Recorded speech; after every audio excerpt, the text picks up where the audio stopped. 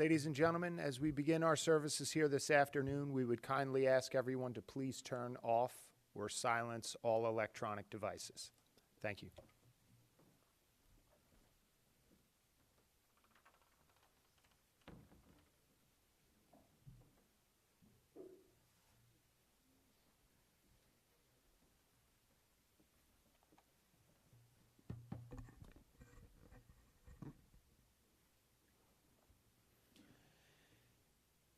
Kerechem avabanim richamana yereav, we read in the book of Psalms. As a parent has compassion for their children, so may Adonai our God have compassion for all the family and friends of Arthur Lassin, who we come here to remember today. God knows how we are fashioned. God remembers that we are dust. Our days are like grass. We flourish as the flowers of the field. A wind passes over us and we are no more. But we trust that God's kindness is everlasting. God's compassion to children's children, age after age, endures unchanging. We begin our service with Psalms, thus linking Arthur's life to our ancient tradition, to the Jewish people, and to the eternity of God.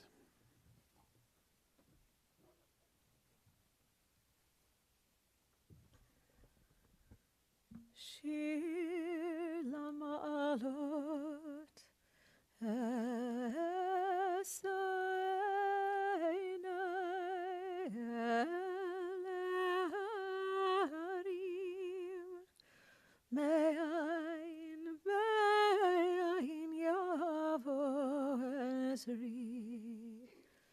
Ezri mim Adonai ose shamayim v'aretz Al yitin lamot raglecha al yanum shomerecha Hine lo yanum velo yishan shomer Yisrael Adonai shomerecha Adonai tzilcha yad yeminecha Yomam hashemesh lo yakeka v'yareach b'layla Adonai yishmorcha mikora Yishmor et nafshecha Adonai yishmor tzedcha u'voecha me'ata v'ad olam.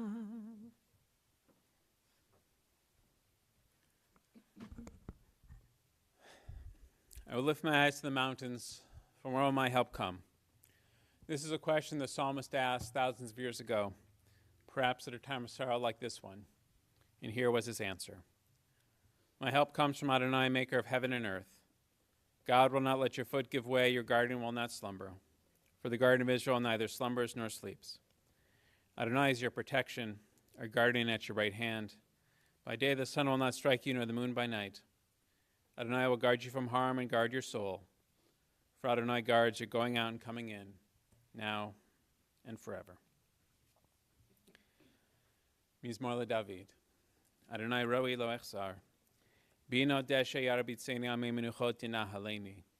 Nafshi eshovev yancheni b'maglei tzedek leman shemo. Gam ki elech b'gei salmavet lo irara ki ata imadi.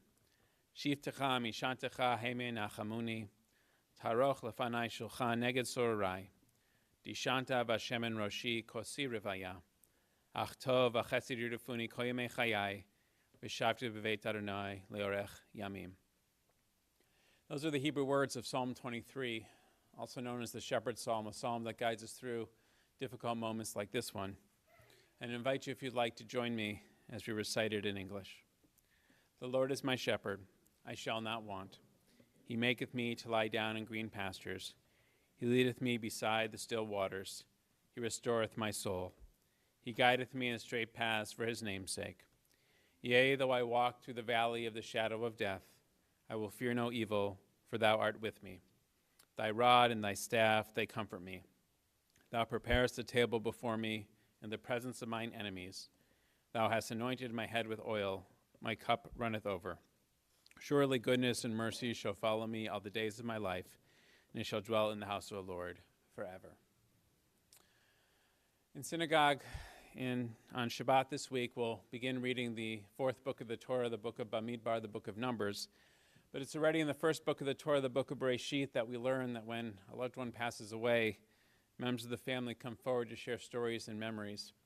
And as that ancient tradition will hear today, as we'll hear from Art's niece and nephews, Riley, Logan, Jacob, and Aaron, are going to come up together to share some memories about their Uncle Art.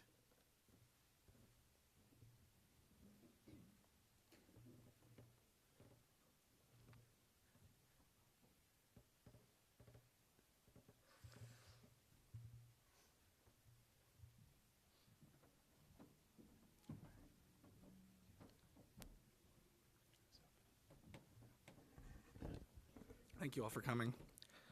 Uncle Arthur was our greatest hype man. He was always so excited by what us little super Lassins, as he called us, were up to.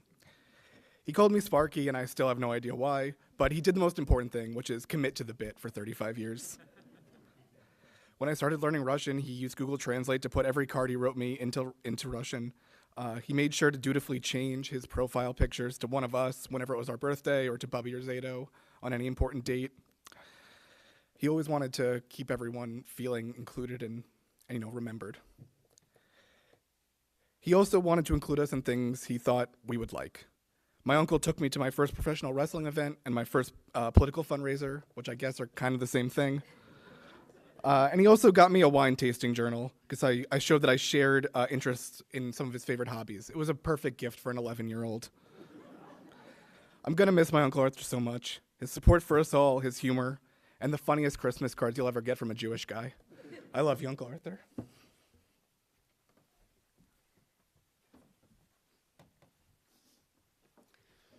Thank you, everyone, for being here. Arthur Lassin was a lot of things to a lot of people, but to me, Jacob, Riley, and Logan, and actually a lot of other people who aren't even blood related, he was Uncle Arthur. And UA, and sometimes Uncle Artie. Again, a lot of things to a lot of different people. It was a luxury to have someone like Uncle Arthur in our lives. He truly cared for us as if we were his own and made sure to go above and beyond to celebrate our victories, both personally and professionally. And without fail, as Jacob alluded to, every year since around 2012 or so, he would celebrate me, Jacob, Riley, and Logan on our birthdays by changing his profile picture to a random singular photo of us from when we were younger. It was always confusing to me as to what his photo selection process consisted of. One year, it was me with long hair and missing teeth. For Jacob, it was the awkward years with braces. For Riley, laughing in the front seat of a car. And for Logan, a child with a mouthful of chocolate cake. Much like our birthdays themselves, this effort became something of a yearly routine, a routine that was unique to one person and how they showed their love and admiration for their loved ones. I'm going to miss that small but giant gesture, along with the countless other ones Uncle Arthur made. I'll miss Uncle Arthur, and I love him very much, and we're all going to miss him.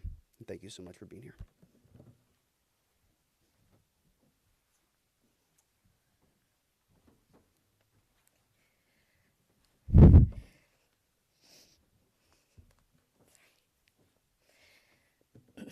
On a Wednesday at 4 p.m., I would get a phone call. Hi, little princess, put a nose. How are you? Just want to say hello. Or on a weekend, I'll get a text. Little Riley Bear, I'm watching the X-Files. Are you an alien? You can tell me. I won't tell mom or dad or the FBI. Or I'll see an Instagram message at 4 a.m. in the morning. You up, boo-boo? Or after a big audition, I will look down at my phone, and the first message I will see is from my Uncle Art saying, I know you killed the princess. I'm so very proud of you. Throughout my life, and I know all our lives, we knew you got a phone call from Uncle Art in the middle of the day, or a coffee date, or stopped by his house, or shared a glass of wine, or even a text from him. It would make your day. If you knew him, you know this. Uncle Arthur wasn't just an uncle. He was more than that. To his nephews and niece, he was a cheerleader, a safe place, and a constant presence. And to everyone else, he was a true friend. He had a way of making you feel like you belonged, like you mattered, all while laughing your ass off. Sorry, Rabbi. I remember one time in college, my dad came up to pick me up for a weekend, and I walked outside expecting a quiet, simple ride home with my dad, and there was Uncle Arthur, sitting in the passenger seat with a huge grin on his face. It was such a small thing, but it meant everything. That's who he was. someone who showed up, not just when it was convenient, but when it mattered. Years later, I moved to my first apartment in New York. My dad came up to help me get settled one weekend, and sure enough, who was with him? Uncle Arthur. Again, no announcement, no big deal, just him. What I loved most is that he always matched my excitement. He saw what I saw in every milestone. He hyped me up without any hesitation. In his eyes, even the small wins were worth celebrating. He and my daddy shared this incredible bond, and watching them together made me want that kind of closeness with my own brother since I was little. It was a kind of love that didn't need to be said out loud, but it was always felt. I'm going to miss him. I'm going to miss his energy, his hugs, his jokes, his laughter. But more than that, I'm going to carry him with me. I'll be thinking about him during all the big milestones, or at holidays, or just when I drive to Atlantic City for comedy shows and I call him on the way to see if he wanted me and Dad to pick him up dinner at Carmine's. Thank you, Uncle Arthur, for everything. You were more than family. You were my friend, my hype man, and forever my UA. I love you always. Now go give some kisses and hugs to Bubby and Zato. Thank you.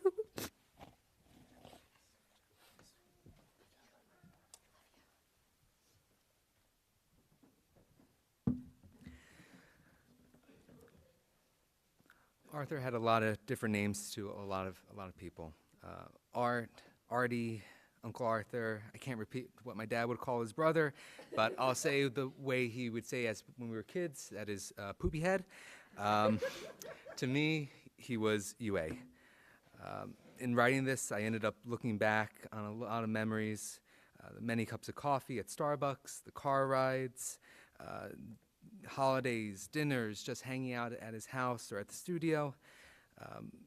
In looking back, I really see a theme in that he was always showing us on how to best enjoy and enrich life, how to properly enjoy wine, painting art, how to laugh and not be brought down by the difficulties in life, and of course, late night runs for vanilla soft serve ice cream.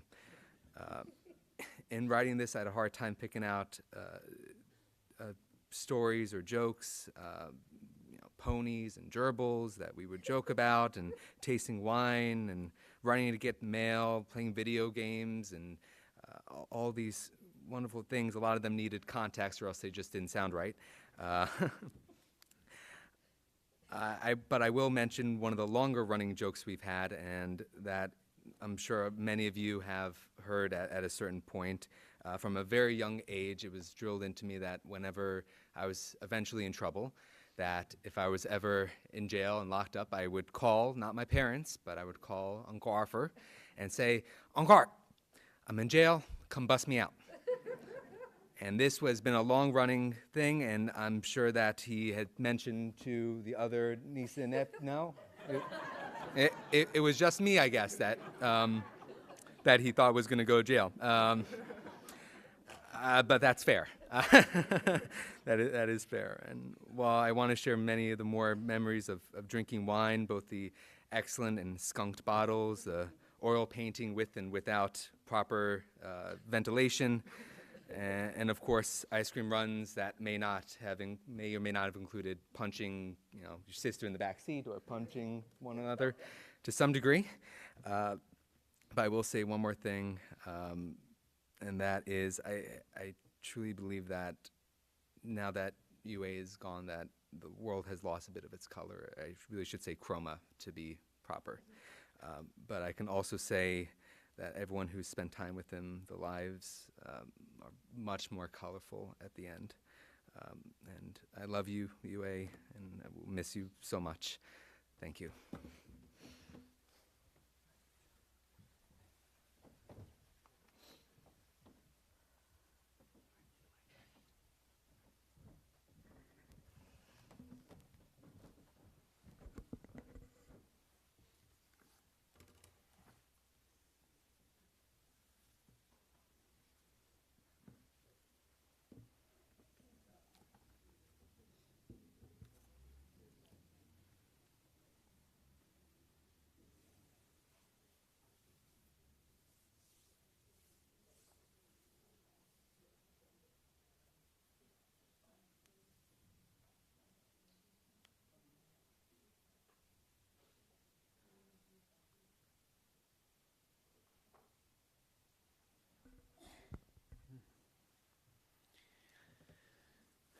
Thank you to Logan and Riley and Jacob and Aaron for sharing those beautiful and heartfelt and funny words about your Uncle Arthur.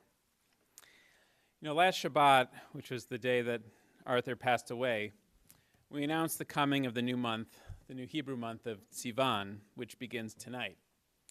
And the power of the prayer for a new month lies in the repetition of the word Chaim, life. It repeats 11 times.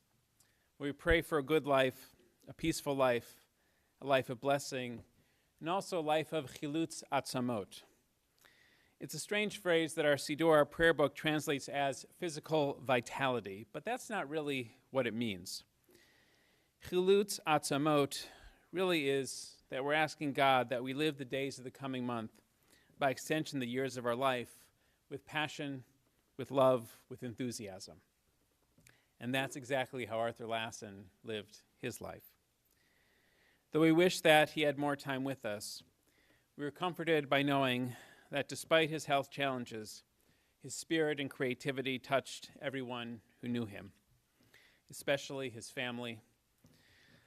Howard and Allison, Mark and Arlene, his brothers and sisters-in-law, and we heard from Riley and Logan, and of course Jacob and Helene and Aaron and Chloe, and his great niece Lydia, Francine, and his Aunt Susan, and so many other family members and dear friends. Even from a young age, Art understood what it meant to live with chilutz atzamot, with a passion for life. Howard and Mark, you recalled how when you were young, Arthur was often the source of mischief and fun. One example you shared involved the milk and egg delivery truck, which used to come by the neighborhood. One day, Art and Howard climbed into the truck, and it was probably Arthur's idea, and one of you grabbed the eggs and handed to the other while you threw it out of the truck into the neighborhood. Your mom was not too happy about that, but it was memorable. Or there was another story you shared about what happened when your dad was with a patient in his dental office, which was in the garage of the house. Howard, you and Arthur must have been about 5 or 6 years old and were taking a bath when Art began pouring water down the register. And the water trickled downstairs until the patient in the chair started feeling drops of water falling on his face. He asked, "Doc, what's going on?" And your dad ran up the stairs and yelled to your mom, "I'm leaving you." What he meant, of course, was that he was going to move his dental office out of the house, and he did, to Kings Highway, the same building where Howard and Logan now practice. But it all started with Art pouring water down the register and onto that patient's head. Mark, you recalled how your brother would push you down the stairs in an old refrigerator box, and how he once took you to school for show and tell when you were 3 years old. It was unclear if your mom knew about that or not until afterwards. As Arthur grew up, his adventuresome side grew. He traveled through Europe by himself and also encouraged the rest of you to go on adventures as well. Howard, you said that Art called you one day when you were in your second year of dental school, and things weren't going so great at that time. I didn't explore why. And he asked you if you wanted to go skydiving. And you figured at that point you didn't have anything to lose, so you said sure. But before you went, you both called Mark to tell him you were going skydiving just in case something happened. And that day Mark happened to be on the beach with your parents, nervously trying not to tell them what his brothers were doing, until he couldn't keep it in and it came out. But fortunately, by then it was over. They were safe. That was until Howard and Art went skydiving again. Since they were so freaked out the first time, they couldn't really enjoy it, so they had to do it a second time. Now that's chilutz atzamot. That's living life. Art went to college at Syracuse, where he majored in fine arts, becoming an illustrator. He did commercial advertising and marketing and graphic design, and he was a very talented artist, and he had big dreams. He and his friend and partner, John, rebuilt the Hill Studio Theater in Paulsboro.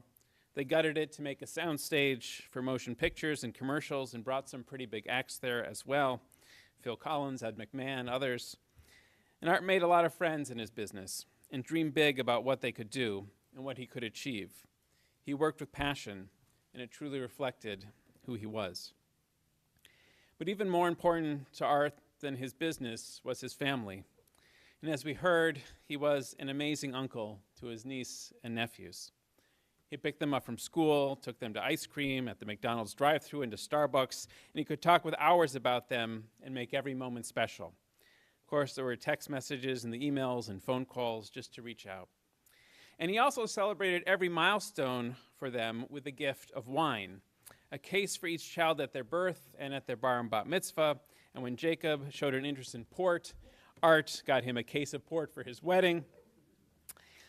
Wine was one of Art's passions. Excuse me. And when I asked how he got into wine, Howard, you shared the story. You were in your first year of dental school, and you and Art had moved into a condo in Marlton. And one day, Howard, you came home, and Art announced that he was going to buy some wine. Great, you said. Here's $10. No, I mean expensive wine, Arthur clarified. So you offered him $11. No, he said, really expensive wine. And you're not going to see it for a few years. In fact, you won't drink it for even 20 years. Howard was baffled, but Arthur was undeterred. He would look through wine magazines to learn about the business, and one night, somewhere behind Lincoln Drive, Arthur met up with a friend who happened to have a case of Chateau Lafite Rothschild 1982, I believe. He thought he was going to pay $45 a bottle for it, which sounded outrageous. But when his friend's boss insisted on $50 a bottle, even more outrageous, Art agreed. He figured he was in so much by now, he might as well go through with it. And he tucked it away for years. And decades later, Art sold it at auction for a big profit. Apparently, even then, he knew something about wine. You know, there's a verse in the book of Psalms that says, Yain yismach levav enosh, that wine makes our hearts happy. It certainly did for Art, as a drink, a gift, and an investment. And as we know, Arthur was a collector not just of wine, but also of experiences. He loved good food, he loved coffee, he baked bread and corned beef, he was an artist and enjoyed the occasional cigar. And he was everyone's Uncle Arthur, looking after neighbors' kids, bringing snacks, and making every child feel special. He was the friend who would do anything for you, who inspired that same devotion in return. Arthur understood that when you live with chilutz atzamot, with a passion for life, you really make an impact on people. And he did. And when asked about lessons that Art leaves you with, Howard, you began by saying that though your brother had a lot of tough luck when it came to his health, he always tried to keep a good and positive attitude. He never complained. Everything was always okay, even when it wasn't. And Mark, you said that your brother was a dreamer. He always had an idea, some type of investment or invention. Sometimes they were crazy, but sometimes they were brilliant.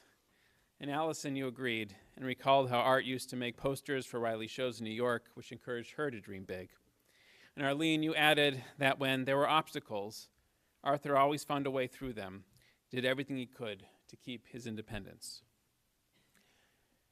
These last months, and especially these last weeks and days, have been very difficult. But you continue to do everything you could, not only to care for Arthur, but to make sure that he could still live with a sense of chilutz atzamot. And that happened even the day before he passed, when you found a way to give him one last taste of good wine, and together to toast his life with love and laughter, even in that very difficult moment. And you did it because that's what Arthur taught you to do, to savor every last drop, to cherish every day, and to live with joy and kindness. With each gift of wine he gave to his niece and nephews, he would say, when I'm gone, open a bottle and say, thank you, Uncle Arthur. I'm sure now that he is gone, you will do just that. Whether it is with good wine or something else, it's clear that Arthur understood the lesson from this blessing for a new month. Living with a sense of chilutz atzamot, with a passion for life, means living a life that is shared with others. And when life is lived in that way, when it is shared in so many meaningful ways, people become a part of each other's lives. Arthur is a part of all of you, and he will always be a part of all of you. And that is how we know that his memory will always be for a blessing. We rise for a final prayer.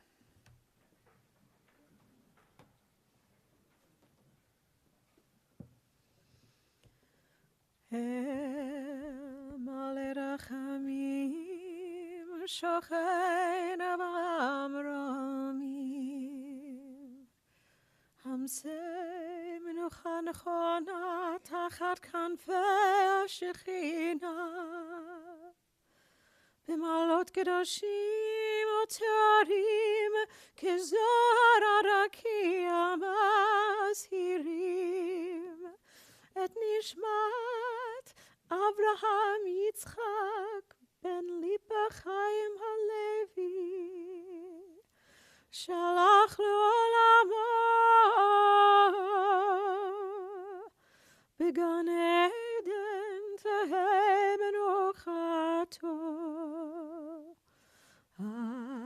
אנא בעל הרחמים, אז תראהו בסתר כנפיך לעולמים. וצרור בצרור החיים את נשמתו, אדוני הוא נחלתו. וינוח בשלום על משכבו, ונאמר אמן. Amen. Exalted, compassionate God, grant infinite rest in your sheltering presence among the holy and the pure, to the soul of Arthur Lassin, who has gone to his eternal home. Merciful One, we ask that our loved one find perfect peace in your eternal embrace. May his soul be bound up in the bond of life. May he rest in peace, and let us say, Amen. You may be seated. Friends, from here we'll head to Locustwood Memorial Park for the burial. Afterwards, people are welcome to Howard and Allison's home, 110 Box Tree Drive in Cherry Hill. There'll be a service there. Sorry? Did I say Box? Box Hill Drive, 110 Box Hill Drive in Cherry Hill. It's the hill. And there'll be a service there tonight and tomorrow night at 7:30 p.m. Then Shiva will move to Mark and Arlene's home, 66 Vizcaya Drive in Monroe Township. And then on Thursday evening, there'll be a service there at 8 p.m.